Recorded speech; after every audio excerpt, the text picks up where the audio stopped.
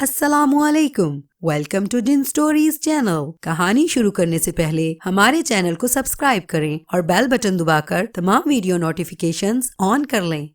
ہمزاد دوشیزہ اپنے منگیتر کے ساتھ شہر جا چکی تھی، لیکن گاؤں والوں نے اس دوشیزہ کی موت کی تصدیق کر دی کہ دوشیزہ اپنی طبعی موت مری ہے۔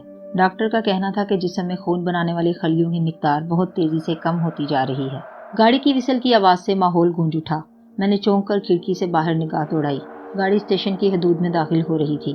بادلوں کی بدولت کافی حد تک اندھیرا پھیلنا شروع ہو گیا تھا، حالانکہ ابھی صرف سپہر کے 4 بجے تھے۔ میں نے جسم پر موجود چادر کو اچھی طرح جسم کے گرد لپیٹا اور بیگ اٹھا کر دروازے کی جانب چل دیا۔ سعید آباد کا اسٹیشن زیادہ بڑا نہیں تھا، یہاں گاڑیاں مختصر وقت کے لیے قیام کرتی تھیں، اس لیے اسٹیشن پر اترنے والا واحد مسافر میں ہی تھا۔ اسٹیشن پر قدم رکھتے ہی ماحول بادلوں کی گھن گرج سے گونج اٹھا، اس کے ساتھ ہی طوفانی بارش کا آغاز ہو گیا۔ میں بھاگ کر ریلوے اسٹیشن کی عمارت سے باہر نکلتا چلا گیا۔ سعید آباد ایک پہاڑی ہل اسٹیشن کا درجہ رکھتا تھا۔ سرسبز پہاڑوں سے گھرا ہوا سعید آباد ہمیشہ سے میری یادوں کا مرکز رہا، کیونکہ یہ میری ہونے والی منگیتر کا گاؤں تھا، نین تارا، جسے میں نے گزشتہ 8 سالوں کے دوران نہیں دیکھا تھا، لیکن پھر بھی میری سوچوں کا مرکز وہی رہی تھی۔ اوئے! مجھے درختوں کے جھنڈ کے درمیان سے مردانہ آواز سنائی دی۔ میں نے چونک کر درختوں کی جانب دیکھا۔ گھوڑا گاڑی پر بیٹھا کوچوان چلا چلا کر مجھے اپنی جانب متوجہ کرنے کی کوشش کر رہا تھا۔ بارش کا طوفان مزید سے مزید تر بڑھنے لگا تھا۔ میرے کپڑے اور چادر پانی سے شرابور ہو رہے تھے۔ میں نے چمڑے کے بیگ کو سنبھالا اور دوڑتا ہوا گھوڑا گاڑی کے اندر جا بیٹھا۔ یہاں اطمینان و عافیت کا وہ عالم موجود تھا جیسا مجھے نین تارا کے متعلق سوچتے ہوئے محسوس ہوتا تھا۔ کوچوان نے مسکراتے ہوئے میرے بھیگتے ہوئے وجود کی جانب دیکھا، پھر سوالیہ لہجے میں پوچھا، یقیناً تم نے سعید آباد جانا ہوگا، یہاں سے قریب ترین گاؤں میں ہے۔ میں نے اسباد میں سر ہلایا اور بھیگی ہوئی چادر کو اتار کر ایک جانب رکھے ہوئے چمڑے کے بیگ پر پھیلا دیا۔ کوچوان نے گھوڑا گاڑی کی باگ کھینچی۔ گھوڑا ہنہناتے ہوئے سڑک کی جانب چل دیا۔ مجھے 1 ہفتہ پہلے کی وہ ملاقات یاد آنے لگی۔ والد صاحب بستر مرگ پر موجود تھے اور ان کے آخری الفاظ یہ تھے، میرے بچے، سعید آباد میں تمہاری پھوپھی رہتی ہے، میرے مرنے کے بعد وہیں چلے جانا۔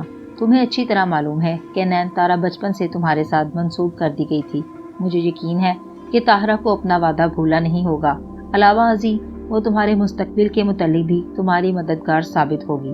طاہرہ کے شوہر کی گاؤں سے کچھ دور کریانے کی دکان ہے، دکان بہت اچھی چلتی ہے، اس لیے ان کی گزر بسر بھی بہترین ہی رہی ہے۔ کہیں قریب تڑاخ کی آواز کے ساتھ بجلی گری اور میں چونک کر حقیقت کی دنیا میں واپس چلا آیا۔ گھوڑا گاڑی پہاڑی علاقے میں داخل ہو چکی تھی۔ سوچوں کا نہ ختم ہونے والا سلسلہ دوبارہ چل نکلا۔ والد صاحب کی وفات کے بعد میرے لیے 2 راستے باقی بچے تھے، ماموں کے پاس کویت جانے کا راستہ یا پھر اپنی سوچوں کے محصور نین تارا کے پاس جانے کا ابدی راستہ۔ یہ وہ راستہ تھا جہاں تک جانے کے لیے میں ہمیشہ بے قرار رہا تھا۔ والد صاحب کے سوئم کے بعد میں نے ماموں کو خط لکھا اور اپنی آمد کے متعلق آگاہی دی۔ تب ان کا محبت بھرا جواب موصول ہوا، جس کا خلاصہ یوں تھا، برخوردار، میں تمہاری آمد کا منتظر ہوں۔ اگر مالی معاونت کی ضرورت ہو تو اگلے خط میں لکھ دینا، میں رقم بھجوا دوں گا۔ مجھے رقم کی ضرورت نہیں تھی۔ والد صاحب کا بنایا ہوا گھر اونے پونے داموں بیچنے کے بعد میری جیب نوٹوں کے بوجھ سے دوہری ہوئی چلی جا رہی تھی۔ اب دل میں ایک ہی خواہش باقی بچی تھی، نین تارا سے ملاقات اور پھوپھی سے تفصیلی بات چیت۔ میں نین تارا کو اپنانے سے پہلے اپنے اچھے مستقبل کا آغاز کر دینا چاہتا تھا۔ میری سعید آباد آمد کا مقصد یہی تھا کہ میں پھوپھی کو پرانا وعدہ یاد دلا کر اس وعدے کو حتمی صورت دینا چاہتا تھا، تاکہ مطمئن ہو کر دیار غیر میں اپنے مستقبل کا آغاز کر سکوں۔ گاؤں قریب آ چکا تھا اور حیرت کی بات یہ تھی کہ گھوڑا گاڑی پھوپھا کی صدیوں پرانی کریانے کی دکان کے سامنے رکی تھی۔ دکان کی حالت میں رتی برابر بھی تبدیلی واقع نہیں ہو پائی تھی، ویسے کی ویسی ہی تھی جیسی 8 سال پہلے تھی۔ مجھے پھوپھا کی سوچ کے متعلق سوچتے ہوئے ہنسی آ گئی۔ ان کا ہمیشہ سے یہی کہنا تھا، جب بھینس اچھا خاصا دودھ دے رہی ہو تب اسے سجانے سنوارنے کا کوئی فائدہ نہیں، یہ صرف پیسے کا ضیاع ہو سکتا ہے، آپ کے منافع میں اضافے کا باعث نہیں بن سکتا۔ ان کی کرائے کی دکان کا مالک گاؤں کا جاگیردار تھا، اس لیے پھوپھا کی سوچ کے مطابق کرائے کی دکان پر پیسہ لگانا وقت اور پیسے کے ضیاع کے علاوہ اور کچھ بھی نہیں تھا، اس لیے سوچ کے لحاظ سے ان کی دکان میں تبدیلی واقع نہیں ہو پائی تھی۔ باہر کیف دکان کے باہر 2-3 گاہک موجود تھے۔ ان کے فارغ ہونے کے بعد پھوپھا نے نظر اٹھا کر سوالیہ نگاہوں سے میری جانب دیکھا۔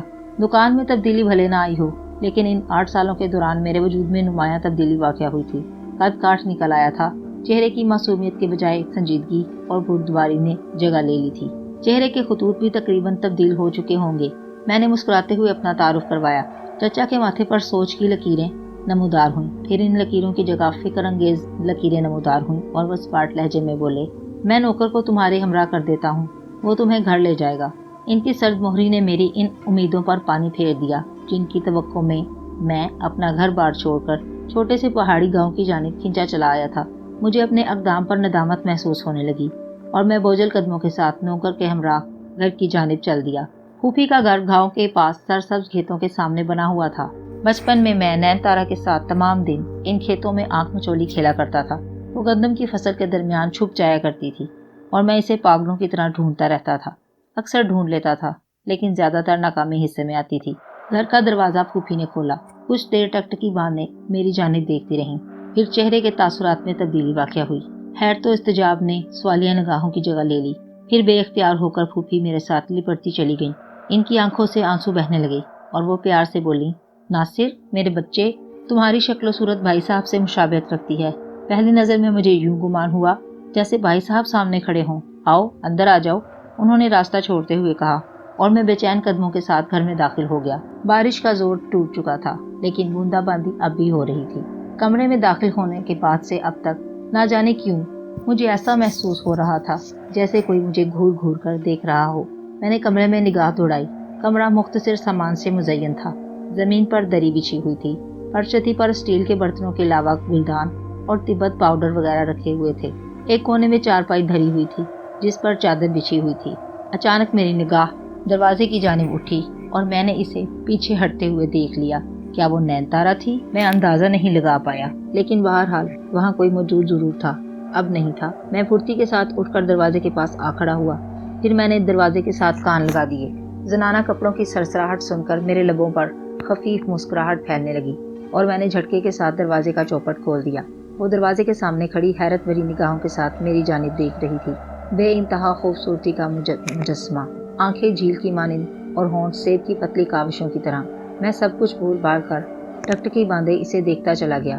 یہ میری نگاہوں کی تپش سے گھبرا کر اس نے جسم پر موجود چادر کو درست کیا، پھر کسی ہرنی کی مانند کلانچے بھرتی ہوئی سامنے موجود کمروں کی جانب بھاگتی چلی گئی۔ پھوپھی باورچی خانے سے نکل کر کمرے کی جانب آ رہی تھیں۔ وہ عجلت میں بھاگتے ہوئے انہیں نہیں دیکھ پائی اور ٹکرا کر زمین پر گرتے گرتے بچی۔ پھوپھی نے جھنجھلاتے ہوئے لہجے میں اسے برا بھلا کہا، پھر جب ان کی نگاہ مجھ پر پڑی تب وہ مسکراتے ہوئے میری جانب چلی آئیں۔ وہ نین تارا ہے، تمہاری منگیتر، بچپن سے تمہارے نام کے ساتھ منسوب۔ مجھے یقین ہے کہ بھائی صاحب نے تمہیں نین تارا کے متعلق بتایا ہی ہوگا، اگر نہیں تو کان کھول کر سن لو۔ میں جلد از جلد اس فرض سے سبکدوش ہونا چاہتی ہوں۔ اگر تمہیں کوئی اعتراض ہو تو رات کو اپنے پھوپھا کے سامنے بیان کر دینا۔ بصورت دیگر بندھن میں بندھنے کے لیے تیار ہو جاؤ۔ انہوں نے مختصر وقت کے لیے گفتگو کا سلسلہ منقطع کیا، پھر دوبارہ ہم کلام ہوں۔ تمہارے لیے پانی کا بندوبست کر دیا ہے، نہا دھو کر سفر کی تھکن اتار لو۔ 6 بجنے والے ہیں۔ یہ تمہارے پھوپھا رات کو 8 بجے تک دکان بند کر کے آتے ہیں۔ میرے خیال کے مطابق سوچنے کے لیے اتنا وقت کافی ہے۔ میری زبان جیسے گنگ ہو کر رہ گئی تھی، اس لیے جواب نہیں دے پایا اور خاموشی کے ساتھ غسل خانے کی جانب چل دیا۔ رات کے کھانے پر پھوپھا اور پھوپھی کے علاوہ نین تارا بھی موجود تھی۔ کھانا نہایت خاموشی کے ساتھ تناول کیا گیا۔ کمرے میں عجب قسم کی بے چینی کا دور دورہ تھا۔ پھوپھا کا سرد مہرانہ رویہ اب بھی برقرار تھا۔ انہوں نے سوائے والد صاحب کی وفات پر تاسف و افسوس کرنے کے علاوہ مزید بات چیت سے پرہیز کیا۔ کھانا ختم کرنے کے بعد پھوپھی نے سر کے اشارے سے نین تارا کو کمرے سے باہر جانے کا اشارہ کیا اور خود برتن سمیٹنے لگی۔ نین تارا نے شرارت بھری نظروں سے میری جانب دیکھا، پھر اٹھلاتے ہوئے قدموں کے ساتھ کمرے سے باہر نکل گئی۔ تب پھوپھی بولی، میں آپ سے کچھ بات کرنا چاہتی ہوں نین تارا کے متعلق۔ پھوپھا نے جیب میں سے بیڑی اور ماچس نکالی، پھر بیڑی سلگاتے ہوئے سپاٹ لہجے میں بولے، آج دکان میں کام بہت زیادہ تھا، میرا جسم تھک کر چکنا چور ہوتا جا رہا ہے، اس وقت کسی بھی گھمبیر موضوع پر بات چیت کرنے کے قابل نہیں ہوں، پھر کبھی صحیح۔ انہوں نے بات چیت ختم کی اور اٹھ کر کمرے سے باہر نکل گئے۔ میں نے شرمندہ نگاہوں سے پھوپھی کی جانب دیکھا، ان کے چہرے پر بھی افسوس و اغلال کی کیفیت نمایاں تھی۔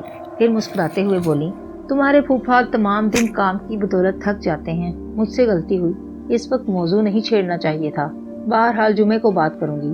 جمعے والے دن دکان بند رہتی ہے اور تمہارے پھوپھا تمام دن گھر پر ہوتے ہیں۔ یوں بات چیت ہوتے ہوتے رہ گئی۔ दूसरे दिन फूफा के दुकान चले जाने के बाद फूफी भी बुर्का पहनकर सौदा सुल्फ लेने बाजार चली गई। मैं इनके इरादों से बखूबी बाखबर था। उन्होंने ऐसा करके हम दोनों को तन्हाई में बातचीत करने का मौका फराहम किया था ताकि हम मुस्तकबिल के मुतालिक बातचीत कर सकें। नैनतारा छत पर कपड़े सूखने के लिए डाल रही थी। मौका अच्छा था, मैं भी छत पर जा पहुंचा। चार दीवारी के दूसरी जानिब सरसब्ज खेतों का लामुतना ही सिलसिला फैला हुआ था। ईंटों के भट्टों से स्याह धुआं निकलकर आसमान की वसतों में तहलील हो रहा था। खेतों से कुछ हटकर दरख्तों का वो झुंड मौजूद था जहां बचपन में नैनतारा छुप जाया करती थी, फिर मेरी लाखों कोशिशों के बावजूद भी दिखाई नहीं देती थी। मैंने नैनतारा की जानिब बढ़ते हुए कहा, मुझे बचपन के दिन आज तक नहीं भूल पाए। कितने खूबसूरत और बेफिक्री के दिन थे। तुम्हारा अचानक छुप जाना और फिर नमूदार हो जाना, मेरा खेतों में भागते फिरना। क्या तुम उन दोनों को याद करती हो या फिर भूल गई हो? नैनतारा के चेहरे पर अचानक ही गंभीर उदासी के तासुरात नुमाया होने लगे। फिर वो परेशान लहजे में बोली, अब्बा जान मेरी बातचीत जागीरदार के लड़के के साथ तय कर चुके हैं। अम्मी को कुछ भी मालूम नहीं है, लेकिन मैंने छुपकर जागीरदार और अब्बा जान की बातचीत सुन ली है। मैं ऐसा नहीं चाहती, लेकिन मेरे या फिर अम्मी के चाहने से कुछ भी नहीं हो सकता। हमारे घर में हमेशा से वही होता रहा है जो अब्बा जान चाहते हैं। मैं हक्का बक्का इसके चेहरे की जानिब देखता जा रहा था, फिर हड़बड़ाकर बोला, मैं फूफा के रवैये को देखकर कुछ अंदाजा लगा चुका हूँ, लेकिन बातचीत करने की हिम्मत नहीं हो पाई। इसके अलावा मैं तुम्हारे इरादों से भी बेखबर था, इसलिए भी मैंने बातचीत करना मुनासिब नहीं जाना। अब मेरे ख्याल के मुताबिक मुझे खुलकर बातचीत का आगाज कर देना चाहिए। मैं तुम्हें किसी भी सूरत खोना नहीं चाहता। नैनतारा ने जवाब दिए बगैर सर झुका लिया। फिर जुमा भी आ गया। हस्बे दस्तूर रात का खाना खाने के बाद फूफी ने मौजू छेड़ने के लिए लफ्ज़ों का इंतखाब किया और गंभीर लहजे में बोली, मैं नैनतारा के मुतालिक बात करना चाहती हूँ। फूफा बेड़ी सुलगाते हुए बोले, बात तो मैंने भी करनी है, और फिर भी अजीब इत्तेफाक है कि बात का मौजू नैनतारा ही है। मैं जल्द अज जल्द अपने फर्ज से सबकदोश होना चाहता हूँ। 2-3 रिश्ते मेरी निगाहों में हैं, लेकिन अगर वो बातचीत आगे बढ़ाते तब बात बनती। जागीरदार का लड़का अक्लुल हक बीए पास कर चुका है। जागीरदार बहुत अरसे से मेरे पीछे पड़ा हुआ है। मैं हाँ ना में टालता रहा, लेकिन अब टालना मुमकिन नहीं है। वो कहता है अगर रिश्ता नहीं दिया तब दुकान खाली कर दो। तुम खुद सोचो, अगर दुकान नहीं खुली तब हम खाएं पिएंगे कहाँ से? इसके अलावा मैंने तुम्हें बताया नहीं कि कमोबेश 25,000 रुपए जागीरदार का मकरूज हूँ।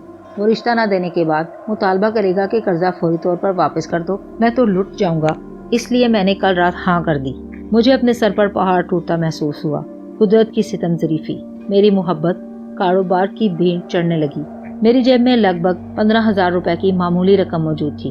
मैं फूफा को दे सकता था, लेकिन इनकी जद्दी पुश्ती दुकान को जागीरदार की भीड़ चढ़ने से रोकना मेरे इख्तियार से बाहर था। फूफी के चेहरे पर जल्जले के आसार नुमाया थे। कमरे के दरवाजे के पीछे नैनतारा भी शायद पत्थर के बुत की सूरत इख्तियार कर चुकी थी। कमरा गंभीर खामोशी की लपेट में था। फूफा ने दोबारा खामोशी को तोड़ा। इस दफा मुझसे मुखातब होते हुए बोले, मुझे मालूम है कि ऐसा करना तुम्हारे साथ ज्यादती करने के मुतरादिफ होगा, लेकिन मैं क्या करूं, मजबूर हूं। दुकान छोड़ना मेरे इख्तियार से बाहर है। नैनतारा बचपन में ही तुम्हारे नाम के साथ मंसूब कर दी गई थी। अब बात को ख़त्म करना नाइंसाफ़ी वाली बात है, लेकिन मैं अपनी मजबूरियां तुम्हारे सामने बयान कर चुका हूँ। अगर तुम्हारे दिल में अब भी किसी किस्म की रंजिश मौजूद है तो मैं हाथ जोड़कर तुमसे माफ़ी मांगने के लिए भी तैयार हूँ। फूफा ने दोनों हाथ मेरे आगे जोड़ दिए। मैंने बेख्तियार इनके हाथों को थाम लिया, फिर भर्राए हुए लहजे में बोला, आप मेरे वालदैन की जगह हैं, और वालदैन को यह हक हासिल होता है कि वो अपनी औलाद के मुस्तकबिल के मुतालिक फैसला कर सकें। हाथ जोड़ना उन्हें जेब नहीं देता। मैंने जेब में हाथ डाला और 15,000 रुपए की वो रकम जो मकान बेचने के बाद दस्तयाब हुई थी निकाल कर फूफा के सामने रख दी। फिर हम कलाम हुआ, ये मेरे किसी काम की नहीं है, आप रख लें, नैनतारा के ब्याह में काम आएगी। रही बात बचपन की बातचीत की, तो अगर खुदा को ही ये रिश्ता मंजूर नहीं तब मैं या आप भला क्या कर सकते हैं? मामा मुझे कुवैत बुला रहे हैं और इनका इसरास है कि जल्द अज जल्द कुवैत चलाऊं। अगर आप नाराज ना हो तो मैं कल ही वापस शहर जाना चाहता हूँ, कहीं इस रास्ते में भी कोई रुकावट पैदा ना हो जाए। फूफी मेरे साथ लिपट कर फूट फूट कर रो दी। दरवाजे के पीछे कपड़ों की खफीफ सरसराहट पैदा हुई, फिर साया सा दूर जाता महसूस हुआ। मैंने अपने इर्द गिर्द तन्हाई के साए उमड़ते महसूस किए और मैं उठकर अपने कमरे में चला आया। दूसरे दिन दोपहर को फूफा और फूफी छोटे से रेलवे स्टेशन पर मौजूद थे। गाड़ी स्टेशन की जानिब आ रही थी। फूफी के चेहरे पर नदामत के आसार थे।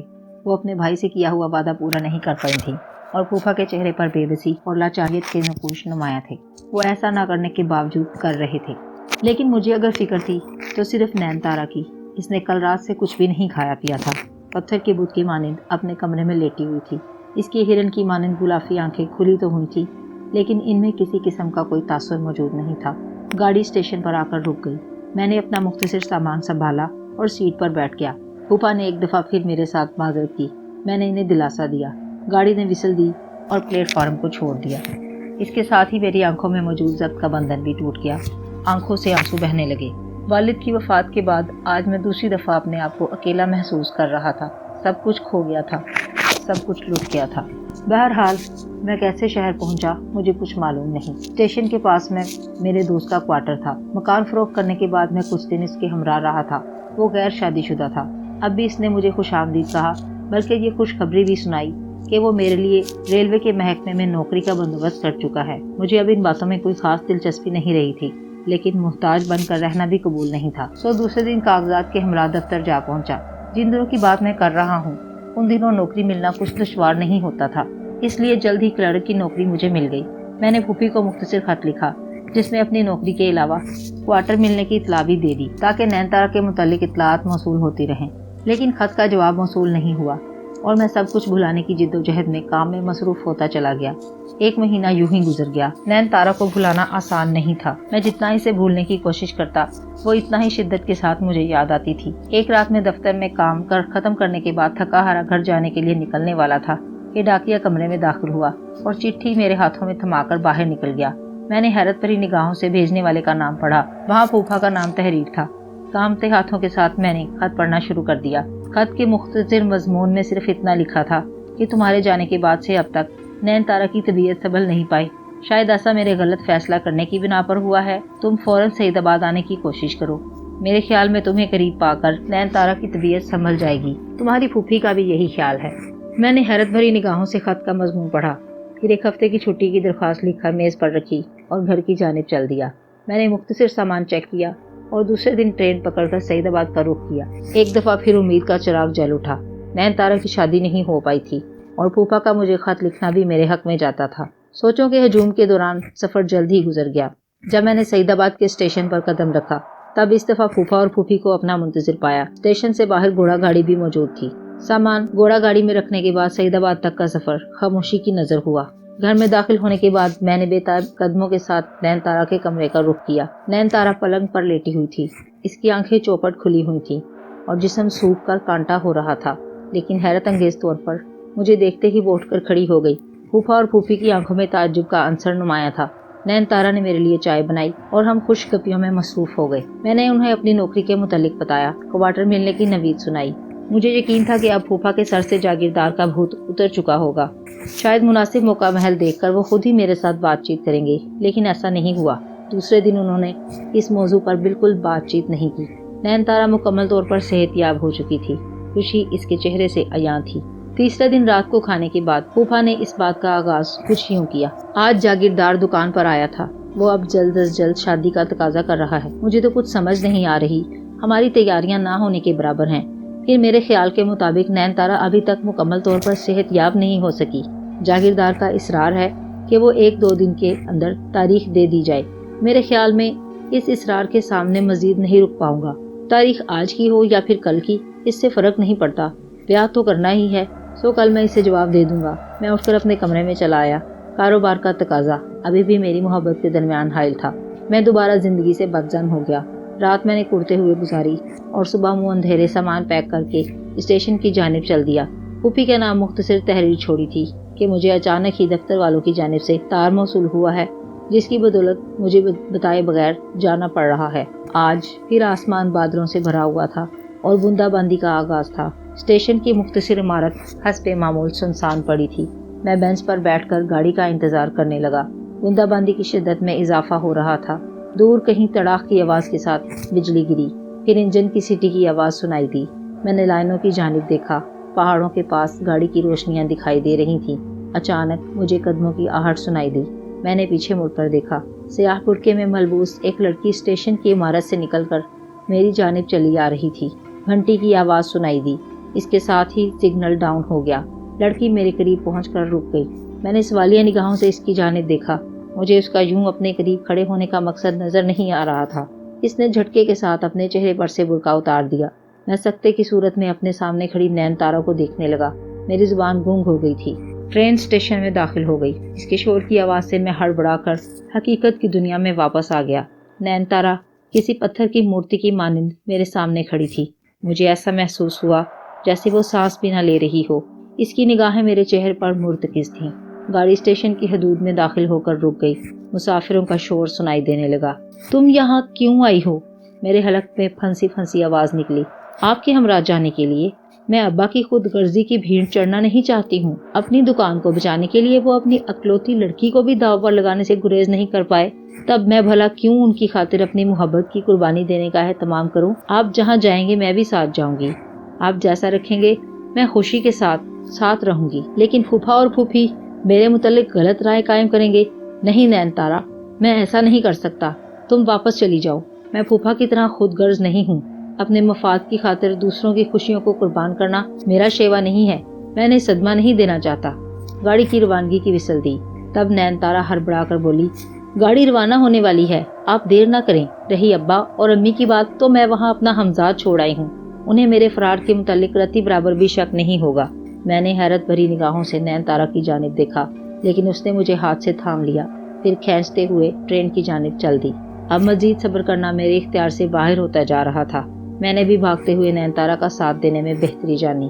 ایک ہفتے کے بعد پھوپھا کا تار موصول ہوا۔ لکھا تھا، برخوردار، تمہارے خاموشی سے چلے جانے کے بعد نین تارا کی طبیعت دوبارہ خراب ہو گئی۔